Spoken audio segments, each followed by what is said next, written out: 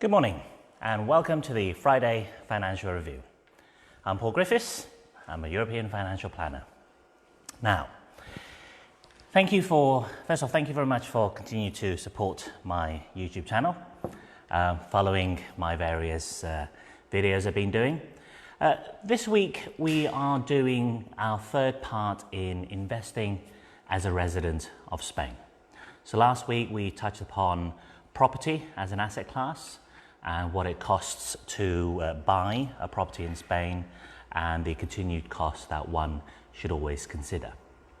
Today we are talking about general liquid investments. So these are such things as stocks, shares, investment funds, so on and so forth. Okay. Now, I'm not going to talk about the different types of stocks, different shares, different funds that you can buy. There's just too many to go through. So today we are simply just going to discuss what type of accounts or options you have available to you as a resident of Spain and the cost and tax to consider. So first off, if you're living in Spain and you've got euro, most of the time you can pop along to your local bank and discuss to see what investment funds, what investment accounts they can offer. More often than not, these accounts are labeled free. However, they're really not free because the fund choice you have through that particular bank, such as Caixa, Sabadell, Santander, for example, tend to only offer the more expensive share classes of an investment fund, which for those who watch the fee series on my blog, then you'll notice that a lot of these investment funds will then give a kickback to the institution, in this case, the banks. However, it is a good starting place, the bank, if you have a low starting sum, €1,000, so you're building and building. Secondly, what you can do is you can open up what we call a low-cost fund platform. These platforms are going to be available from jurisdictions like Luxembourg, for example. They're also available in Spain through various brokers. And for those coming from the UK, you may already have one of these through the likes of Hargreaves Lansdown, AJ Bell, for example.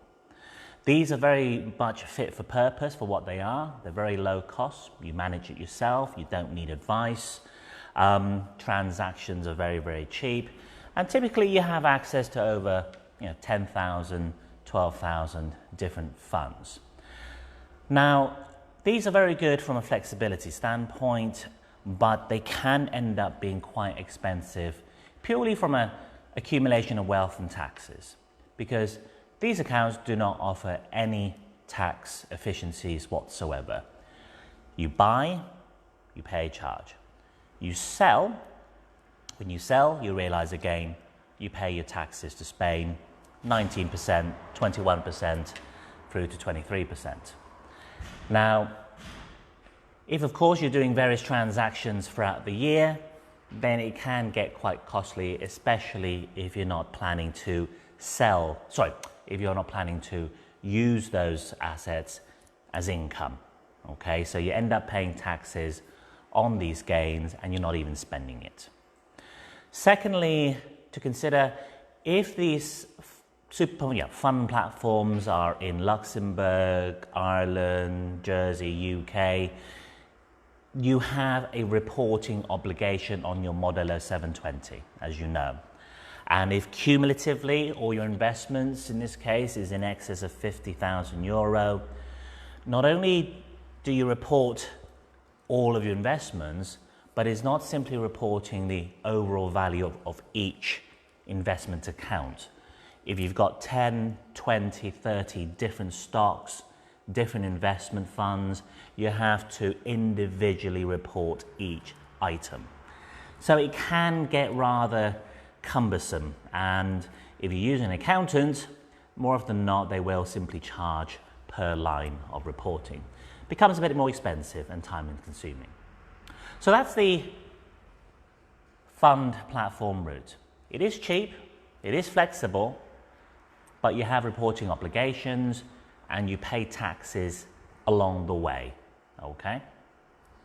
Now, the third option really is one that's been within the news and always often debated between clients and advisors, and that is a compliant Spanish portfolio.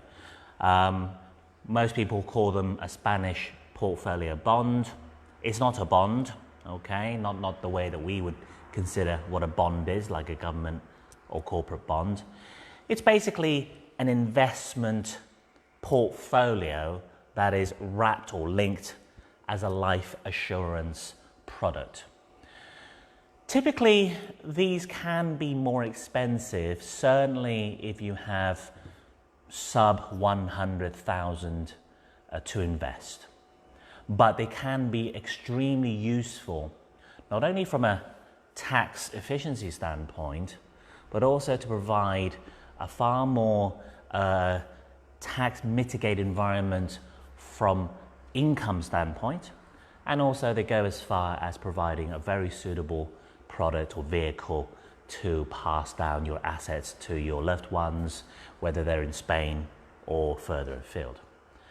Now, through any competent advisor, you will find these days, certainly the way that I look at it, a compliant portfolio compared with a low-cost fund platform, really, they're about the same as each other from a costing standpoint. Again, I do say you need, at least 100,000 for the compliant portfolio to make it work right for you. But from a costing standpoint, they're the same as each other. But what do you get a bit more with the portfolio option, the compliant option? Well, I mentioned the Modelo 720. You'll find that compliant portfolios are regulated and based out of Luxembourg and Ireland. Well, under the Spanish regulations, as long as these institutions have the relevant passporting into Spain for freedom of services, then there is zero reporting obligations you, as a client, would have. So you don't need to report. You don't need to report the 30, 40 different assets you have. It's all done on your behalf as a portfolio. The taxation, again, very similar to all investment income taxation, 19%, 21%, 23%, depending on the brackets, okay? So a portfolio bond used correctly, advised properly, can very much be part of your overall investment repertoire. You've got your cash, you've got your property, you've got your investments. 9 times out of 10, I would urge clients to have a low-cost platform, something that they can trade themselves if that is of interest to them, and have it running alongside a larger compliant portfolio, which is far more focused on the medium to long term. Okay, so thank you very much for listening in today. We had a bit of noise. My colleague stepped in the office, but that's all good. Early risers, early birds catches the worm, as they say. So thank you very much. I hope you all have a wonderful Friday. And next week, we will be concluding our series on investing as a resident in Spain, where I'll be talking about pensions in general and how they are taxed in Spain. Okay, so thanks for watching, and please do subscribe to the various social. That's my Facebook feed, my YouTube, and of course my LinkedIn. Thank you very much, and have a good weekend. Bye-bye.